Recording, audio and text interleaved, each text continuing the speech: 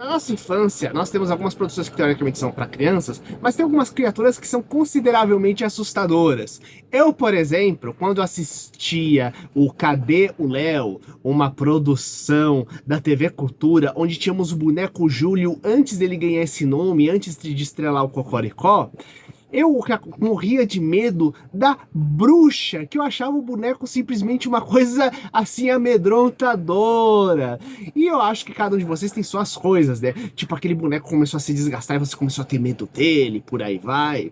Pois bem, o malvado, ele pega o Grinch, personagem clássico das histórias do Dr. Seuss, que muitos devem conhecer pelos longa-metragens ou de animação ou o live action do Jim Carrey, e ele faz uma releitura transformando ele no personagem monstruoso de uma história de terror de comédia. Eu sou o Luiz, bem-vindos ao Monstros de Aventuras, então nós vamos falar do O Malvado, o horror de Natal, que já começa com uma coisa interessante, né? Que o mesmo ator que faz a criatura do título, o monstro assassino que tenta atacar todo mundo que comemora o Natal, é o mesmo ator, o Thornton, que pega e faz o palhaço do mal de Terrifier. Lembrando que eu já comentei um pouquinho sobre a questão de Terrifier aqui no canal, né?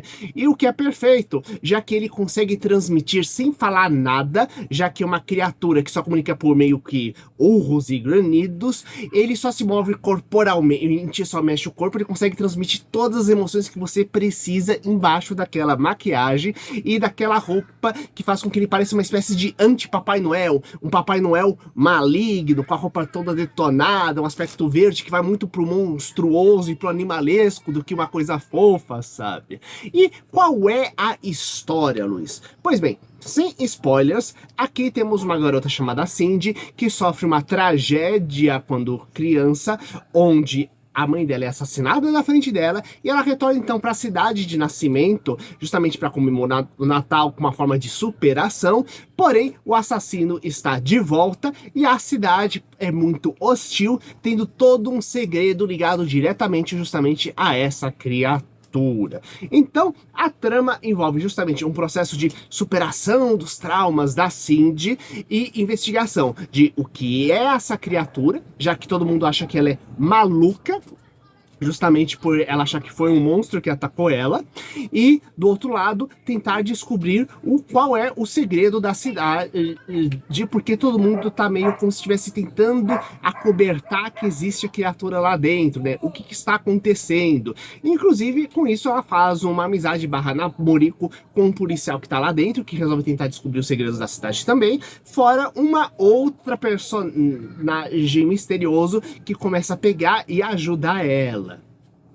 Só que, como eu falei, isso é uma comédia de terror. Então, o grande destaque aqui é justamente no absurdo e nos contrastes. Afinal, você tem uma história natalina onde tem alguns momentos com uma música extremamente fofa, coisa toda alegre tocando, e de repente aparece os ataques da criatura. Sendo que em nenhum momento é mencionado o Grinch, já que temos uma questão de direitos autorais associados. Inclusive, a ideia deles não poderem falar diretamente nenhuma obra do Dr. Seuss ou do próprio Grinch, justamente porque essa obra não é uma obra licenciada, eles não pagaram os direitos autorais para os personagens, mas é uma paródia, isto é, legalmente eu posso fazer uma sátira, uma comédia de alguma coisa, desde que eu não faça algo que possa ser caracterizado como uma simples cópia e desde que eu não esteja pegando e ofendendo a imagem daquilo. E essa é a questão. Tanto que eles brincam várias vezes,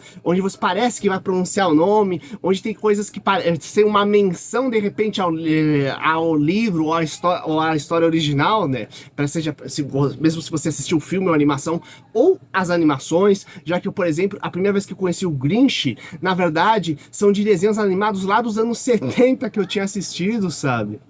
Então, tem muito material aí. Então parte da ideia é justamente as piadinhas que envolvem você envolve fazer os comentários sobre a obra original sem poder comentar qual é justamente o material original que você está falando, você poder falar o nome sem poder falar o nome da criatura. Fora isso, toda a comédia, que é aquela criatura todo aquele jeito de caricatura, quase fugido de jeito animado, que é o Grinch, pegando e cometendo os assassinatos, né? Então é uma coisa muito de comédia de terror para adultos, né? Para poder pegar, e justamente essa coisa da absurdidade é o que gera justamente parte do humor dentro da obra. Inclusive, para vocês entenderem um pouquinho melhor essa questão de direitos autorais, né? Será que eu posso fazer com tudo? Será que eu posso fazer piada com isso, aquilo? Uma questão é o seguinte: a maioria dos países, o material original, quando é livro, demora, após o autor morrer, após 75 anos, os livros do autor ficam em domínio público. Só que, é claro, existem livros que foram publicados depois da morte do autor, o que entra em toda uma coisa legal adicional. Existe a questão das ilustrações, das adaptações que foram feitas depois em cima, né? Você não pode criar uma obra que seja simplesmente uma cópia da adaptação de filme de um livro que esteja em domínio público, porque o filme não está em domínio público, só o livro, né? Mesmo obras audiovisuais, elas vencem, só que o que acontece? Existem certas coisas que não vencem, por exemplo, o conceito de marca. Por exemplo, o McDonald's nunca vai ficar em domínio público, diga-se de passagem, porque ele é uma marca. Assim, por exemplo, as histórias do Conan, o Bárbaro, várias delas estão em domínio público da época da morte, aquelas que foram publicadas antes do autor morrer. Porém, você não pode simplesmente jogar Conan como título, porque a palavra Conan, toda aquela coisa de barbarismo e tudo mais, que está associado à palavra, ela não o Conan, o Bárbaro, é o nome, na verdade, de uma marca, de uma empresa, que é aquela que publica desde sempre as historinhas do Conan, né? Então você teria que colocar como, por exemplo, o Guerreiro Bárbaro, coisas do tipo, se você quisesse pegar e republicar as historinhas dele. Então a coisa é bem mais complexa com isso. E no caso do Grinch, o problema é que o autor estava vivo até os anos 90. Então as histórias dele são tudo protegidas. Mas, como eu disse, se você fizer uma história que pega e ele seja só uma paródia, que não seja uma coisa ofensiva, ou não seja simplesmente você copiar aquilo e parecer que você só está modificando uma coisa ou outra, você até pode fazer legalmente isso, mesmo pode fazer um documentário com certos materiais. Só que o que acontece? Quando você lida com histórias infantis, automaticamente a maioria delas acaba sendo justamente historinhas ligadas justamente à comédia. Então você simplesmente fazer uma sátira daquilo é difícil, porque pode ser visto como se você está apenas fazendo uma cópia, uma historinha de humor nova com aquilo. E número 2, como eu disse, não pode ser uma coisa que esteja ofendendo o material original, né? Então, quando é material infantil, é bem difícil você trabalhar isso, o original, porque justamente você tem que lembrar que foi um público de crianças que estava consumindo aquilo, né?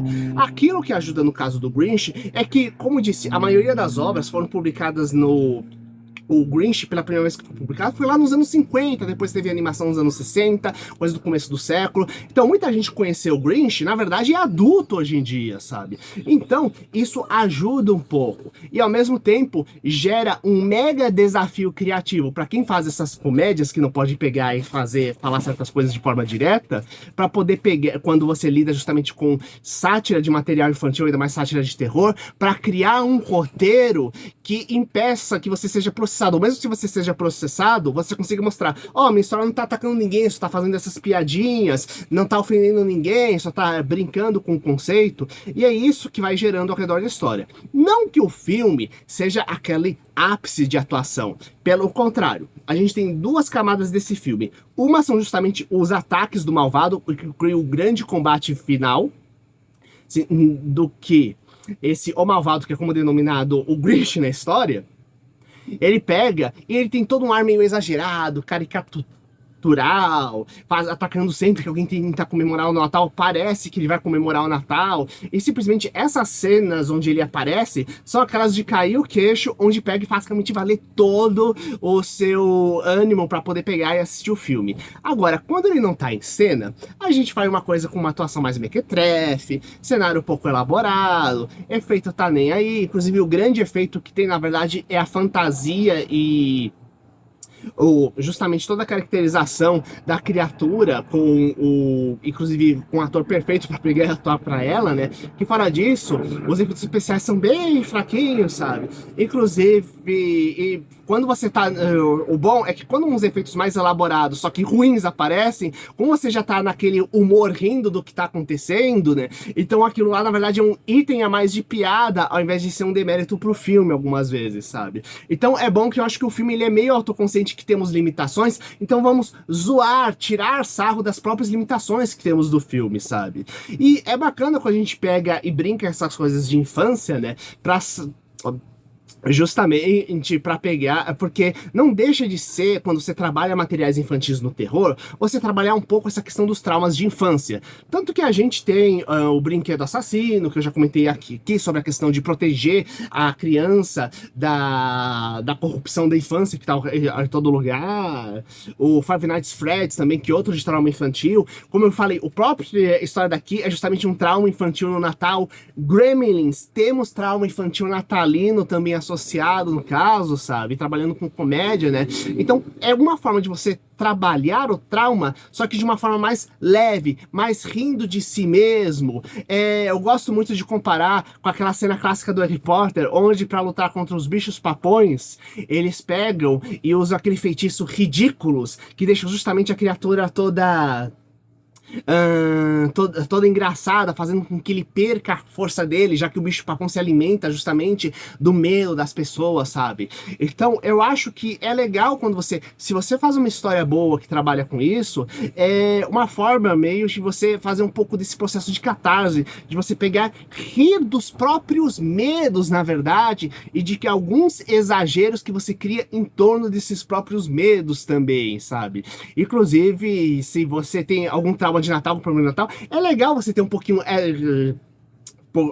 um pouquinho justamente de você ter traumas natalinos para você pegar e ajudar, não que você vai curar eles, que você vai precisar de terapia, claro, mas ajuda a dar um pouco de uma aliviada no clima, o que é uma boa coisa. Além disso, é um bom filme de slasher por si só, então aquela montanha-russa de emoção, que você pega e vive num filme de terror mais tradicional, acaba sendo misturado aí no meio, né? E, na minha opinião, isso acaba correndo de forma equilibrada também.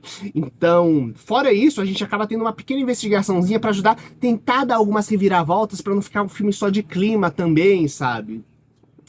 Que não chega a ser uma grande investigação, mas ajuda a conduzir algumas outras linhas de piadas também associadas no meio e a fazer com que o filme ele não caia totalmente na mesma coisa, sabe? Então, eu quero saber de vocês também quais são as dicas de filmes de Natal que eles fogem do tradicional. Afinal, Batman, O Retorno é um filme natalino. Duro de Matar acaba sendo um filme natalino também. Ou é o Máquina Mortífera? Coloque aqui embaixo que eu tô tentando, que eu algumas vezes confundo as duas franquias, galera. Gremlins também, coloque aqui embaixo. Compartilhe com seus amigos. E até o próximo vídeo. Falou!